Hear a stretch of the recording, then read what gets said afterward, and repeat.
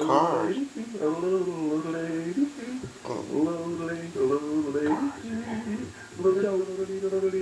But let me ask you then, where does the cowboy influence come from? Is it from the German people that had moved to Texas? Because I know there's a lot of German influence in instrumentation out of Texas. Is that where that comes from? It could have, I'm not sure.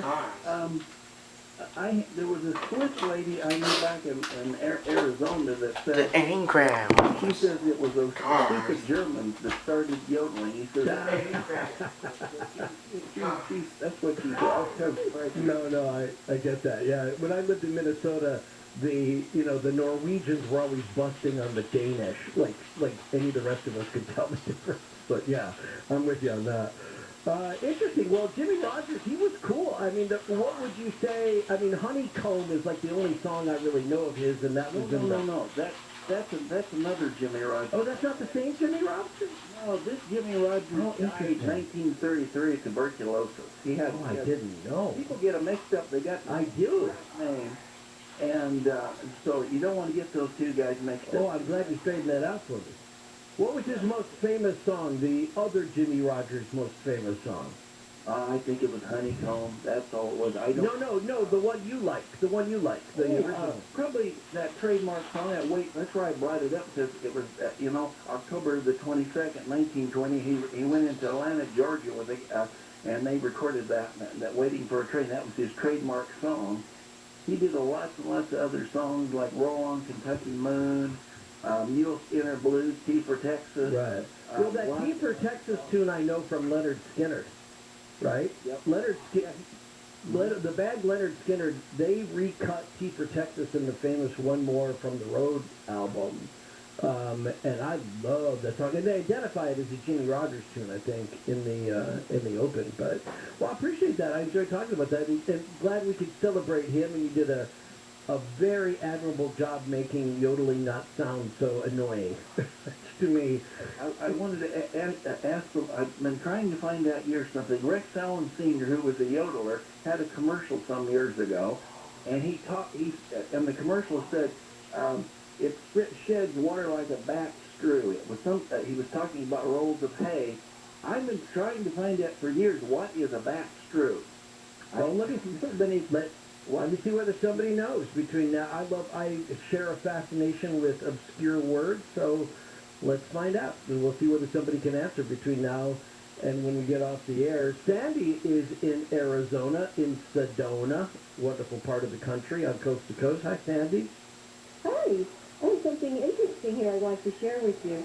I'm reading from a 95-year-old book called Rebecca Nurse, Saint but Witch Victim. Yeah. She was a cousin of my husband, and she was hung at the age of 71 on Calvary Hill in Salem.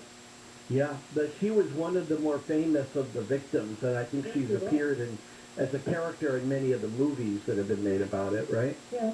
Well, actually, there's a house there that you can go to and visit. But the fact is that she was tried, taken from her sick bed, half death, and tried, and they accused her of biting children and causing them to fall into fits and everything like that, which she denied. But they said she was guilty, and they took her before the church, Wicker-Salem Village Church, and excommunicated her. And then they threw her into jail where she was very, very ill because she was sick to begin with. And then they took her out and hung her, and then her 3 sons claimed her body and buried her somewhere in a secret place in the woods near the house. Yeah, she is widely considered to be a martyr. Yeah, a martyr. Called her a saint. Yeah, and I mean, not formally recognized by the church as a saint or a martyr, except at the time anybody was a saint who was in the church for, in some, that's why we use that term. But I do love the fact that you have such a close relation. What's the book telling you about Rebecca Nurse that you didn't know? It's just that she was, I didn't have any idea until you said it, that it was mentioned in here that she was in a property dispute with the pastor of Salem Village Church. And she was a woman, which is another interesting, 78% of the victims were women, and a high percentage of the accusers were women as well. but that was really came down to it as it was almost a perception that women had no right, and any woman who ended up with a business or property were immediately suspect.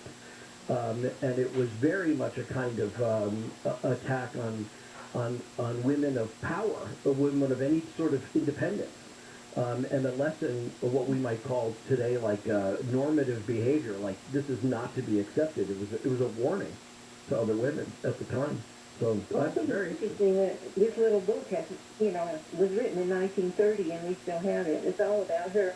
It even has the name of the people that talked at the trial against her and everything. Yeah. Well, that's the interesting piece about that too. Is since they were legal proceedings, as Paul DeBoli mentioned before, we have the records and we have a lot of information about those trials. She ended up having, she didn't end up having. She had a lot of children, so there's a lot of people who claim descendancy to Rebecca Nurse, which helped keep her, I think, her real story and her innocence alive. I appreciate the comment. Very good. Let me go to Charles, who's in Washington State on Coast to Coast. Charles? Well, Hey. I want to take the show in a little bit different direction. Please do. Yeah. I have been for the last 10 or 11 or 12 years or whatever, been one of the people that comes up with ideas and inventor. Good. And I'm having trouble finding someone to invest. I was wondering if you knew anybody or if anybody Well, that's a knew great anybody. question. I know there's a lot of, and I don't mean this in the context of the show, I think there's a lot of sharks out there who look for people and to take advantage of vulnerable people who have a great idea to sign over their rights. So, A, be careful. I come from a long line of inventors, actually, and I have, there's a lot of patents in my family from going back to the guy who invented what we call the dry plate formula for color film was my great-grandfather. I'm sitting right now in front of his honorary doctorate, but he sold it to Kodak, and he did very well by it. But it's almost like people who had to, you almost have to start your own company, get it out there, protect it like crazy, and then see whether you can get somebody to be interested. It's almost as though you have to prove its value before somebody else will step up. There's very little speculation, I think. What's your best, well, don't tell me, because I don't want you to give away your cool ideas, unless you want to. What do you think is your space of invention? What are you good at inventing things for? My invention process is all over the place, but one of them that I've written a letter to the University of Washington about is about cancer.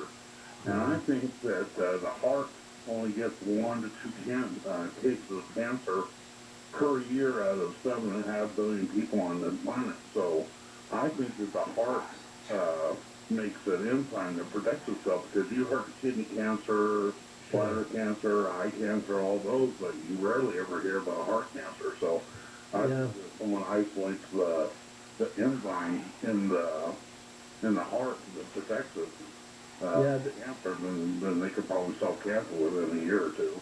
There's a lot of people who I know who experience an infection of the heart sac. And I think that is also interesting. That's at a higher rate than most people know. But yeah, I never really hear about heart cancer. So I wish you best of luck. I wish I had a better answer for you. Again, maybe somebody else will join in before the end of the show with a tip on that. Roger is trucking in Illinois on Coast to Coast. Hey, Roger.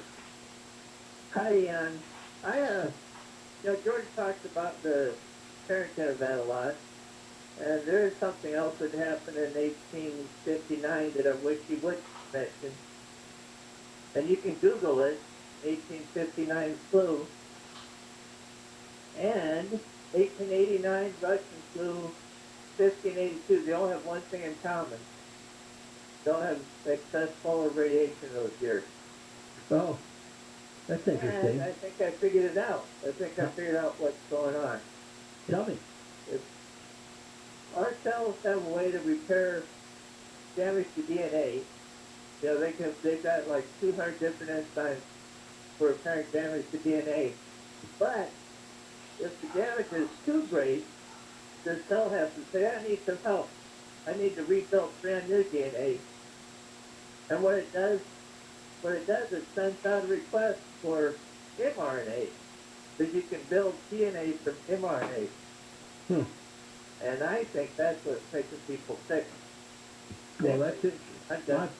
No, I appreciate that. That's interesting. I mean, the epidemiology, you know, it's an ongoing study, right? There's epidemiologists everywhere. This is when we're very much focused on the work of epidemiology. I think it's wrong for some people, and I think your call is a really good, you make a very cogent point in there. Whether it's true or not, I don't know. I'm not smart enough to know that, but you know, we measure too many things against perfection.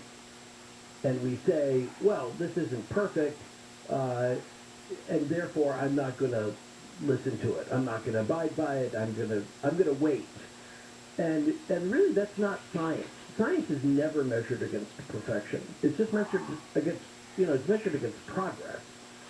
And I think it's really important that we always remember that it's a fool's errand to wait for something to be perfect in an imperfect world, right? There's no perfect stock. There's no perfect pitch in baseball. There's no perfect song that everybody loves. I mean, there's just, all we can do is just keep having at it and try to do the best we can to keep each other safe. So I love the fact that, as we're just hearing here in Open Lines, everyday people are trying to come up with extraordinary solutions. God bless them. Let me go to Joe in Monterey before we get to the top of the hour on Coast to Coast. Joe? Thanks, Ian.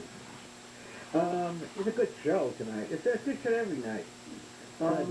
I want to mention about the wall. It's a wall that we all impose on ourselves, or in a group, or in academia, a wall that we don't cross for various reasons. Number one, we have to be able to go beyond that wall to understand what's there. That's the fear of the unknown. When that wall is breached by an individual, they leave the society, they leave the group. They are considered an outcast. Unless they're, of course, useful for the group, then, they use them in whatever profession that they've achieved, mastery in whatever level. I wanted to bring that up because we once used the expression horizon line. Yeah. And coast to coast, they cross that horizon line when they can. In fact, it's not a show unless people didn't cross that horizon line, but they have to show some kind of evidence. Yeah, I think that's where it comes down to is the difference between being a quote-unquote conspiracy theorist, which is can be a very difficult place to be in, is because you're never satisfied with the data that you claim to be asking for. And so you're just only using the power of the why, of the what. And you're not actually looking at the power of the data that comes back to your really good question. And that's the horizon line. I'll rephrase it even, say the finish line. If the finish line is always elusive, if we never actually cross the finish line, we never get anywhere. And that's where I believe, as you say, evidence comes in.